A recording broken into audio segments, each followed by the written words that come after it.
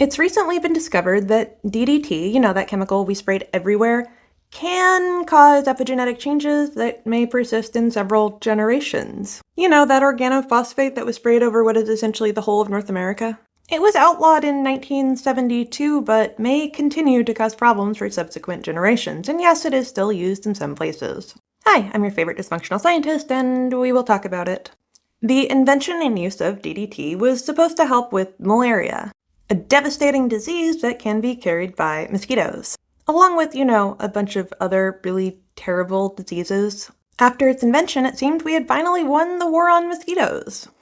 What could go wrong? Now, some important notes. DDT is neurotoxic and carcinogenic, but it's not really that quickly going to end you. So it seemed safe because people weren't reacting to it immediately. Also, pesticides that we use nowadays, like Roundup, are supposed to be gone in 2 weeks. This stuff could last for 15 years after it was sprayed. It interferes with ion channels and essentially also acts as a neurotoxin to insects. This stuff was sprayed absolutely everywhere with reckless abandon. You can see a young lady, probably from the 40s or 50s, that's just sipping on her drink, and there's DDT gas.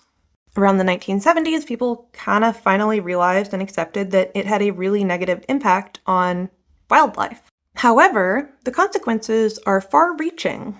Exposure to DDT can cause epigenetic changes that would make someone at more risk for obesity, which is kind of weird, but also things like kidney disease. There's a lot. Aside from, just the fact it still is carcinogenic.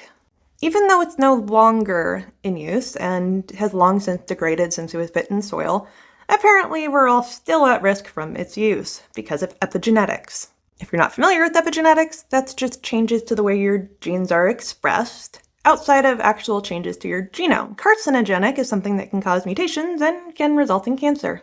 Although we do have new methods to control insect populations, like using sterile males, there's still a hell of a lot of pesticide that's used. Even though it's something like Roundup, which supposedly degrades pretty quickly, it can still have huge implications for the ecosystem.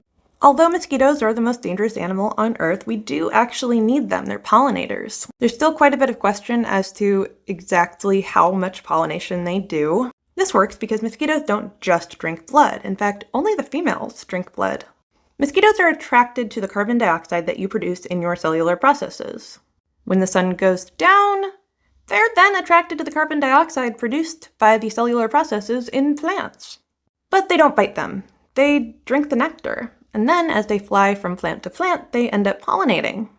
I know people say that once the bees are gone, we're gone, but mosquitoes are actually necessary. Getting rid of them can cause some environmental problems. Now, this is absolutely bizarre, but they also provide food to hummingbirds.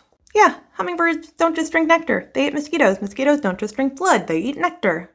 You also gotta realize with all those pesticides that we're putting out into the environment, we also are not just harming mosquitoes, even if we didn't need mosquitoes.